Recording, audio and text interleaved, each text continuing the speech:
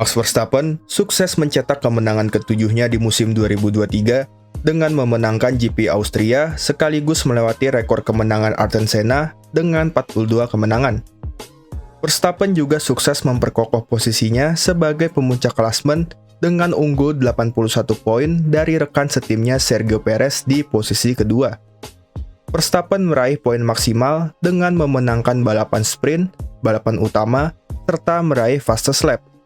Namun, selain kemenangan Verstappen, ada banyak momen yang tidak kalah menarik untuk dibahas dalam GP Austria pekan lalu. Yang pertama adalah kembalinya Sergio Perez ke podium. Dalam 4 balapan terakhir, Perez selalu gagal menembus Q3 hingga mendapat banyak kritik dari berbagai pihak. Namun ia sukses membuktikan kualitasnya dengan meraih posisi ketiga walaupun harus memulai balapan dari posisi ke-15. Tidak hanya itu, ia juga berhasil meraih posisi runner-up di balapan sprint yang membuat dirinya makin kokoh di runner-up klasemen. Tidak hanya Perez, hasil positif juga diraih oleh Ferrari yang tampil cukup solid dengan memanfaatkan upgrade baru mobilnya. Kecepatan Leclerc dan Sainz sukses membawa Ferrari menjadi mobil tercepat kedua di Red Bull Ring. Leclerc sukses meraih podium keduanya di musim ini sejak GP Azerbaijan. Namun nasib berbeda menimpa Carlos Sainz yang harus turun 2 posisi karena pelanggaran track limit yang baru direview pasca balapan. Meski begitu, performa Sainz bisa dibilang cukup mengesankan usai memberikan perlawanan kepada Sergio Perez untuk meraih podium ketiga. Dari upgrade baru tersebut, juga terlihat jika masalah degradasi ban dan keefektifan aerodinamis sudah mulai teratasi melalui perubahan konsep mobil. Bahkan, pasca sesi latihan bebas 1 di hari Jumat, Charles Leclerc mengungkap jika mobilnya saat ini sudah senyaman mengendarai mobilnya tahun lalu dan meningkatkan percaya diri saat berkendara. Tim lainnya yang juga sukses memanfaatkan upgrade baru adalah McLaren. Meski upgrade ini hanya diaplikasikan ke mobil Norris, pembalap Inggris tersebut sukses membawa McLaren finish di posisi keempat di GP Austria usai mendapat keuntungan dari penalti yang menimpa Carlos Sainz yang membuat Norris naik 1 posisi. Upgrade ini juga sukses membuat McLaren menjadi mobil tercepat ketiga secara pace dan berhasil mengungguli Aston Martin dan Mercedes di GP kali ini. Berbicara mengenai Mercedes, Lewis Hamilton harus menerima penalti 10 detik usai beberapa kali melanggar track limit dan harus turun 2 posisi ke posisi ke-8 persis di bawah rekan setimnya George Russell. Performa W14 bisa dibilang sangat buruk di GP kali ini yang membuat Hamilton frustrasi hingga ditegur oleh Toto Wolff di radio tim. Aston Martin juga tampil tidak seperti biasanya.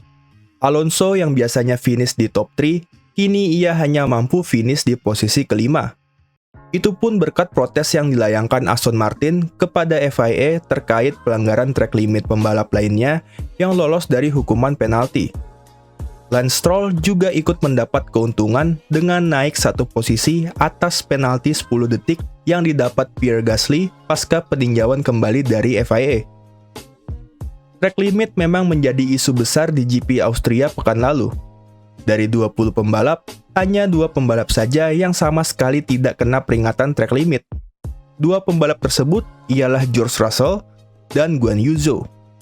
FIA mencatat jika ada total 83 lap yang dihapus karena pelanggaran track limit setelah mereview kurang lebih 1.200 laporan mengenai pelanggaran ini.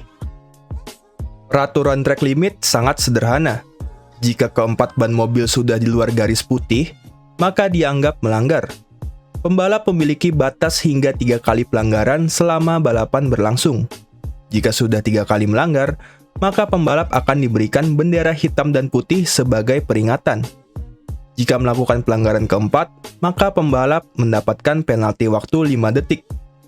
Jika melakukannya lagi, maka pembalap akan mendapatkan penalti waktu 10 detik. Sedangkan jika melanggar track limit di kualifikasi, maka catatan waktu di lap tersebut akan dihapus.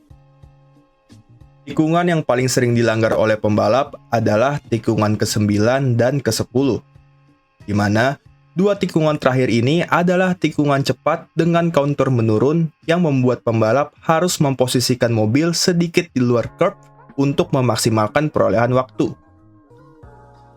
Peraturan mengenai track limit sejak 2022 memang sangat tegas. Beberapa pembalap menganggap hal ini terlalu textbook. Berbeda dengan tahun sebelumnya, di mana peraturan track limit masih sangat longgar di beberapa sirkuit dan tikungan tertentu. Penerapan track limit yang ketat memang memiliki sisi positif dan negatif. Sisi positifnya adalah kejelasan mengenai penerapan.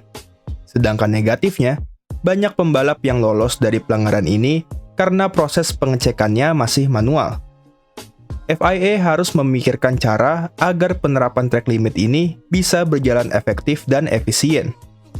Salah satunya adalah menambahkan gravel atau rerumputan di sebelah curb tikungan yang sering dilanggar, sehingga pembalap akan berpikir dua kali jika melebihi batas. Atau memberikan sensor yang dapat mendeteksi jika pembalap melanggar track limit. Akan tetapi, biaya yang dikeluarkan akan sangat mahal dan khawatir akan membebani pihak penyelenggara dari masing-masing sirkuit.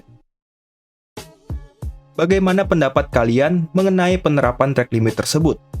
Tulis di kolom komentar, dan jangan lupa untuk like dan subscribe channel ini untuk konten-konten Formula One lainnya.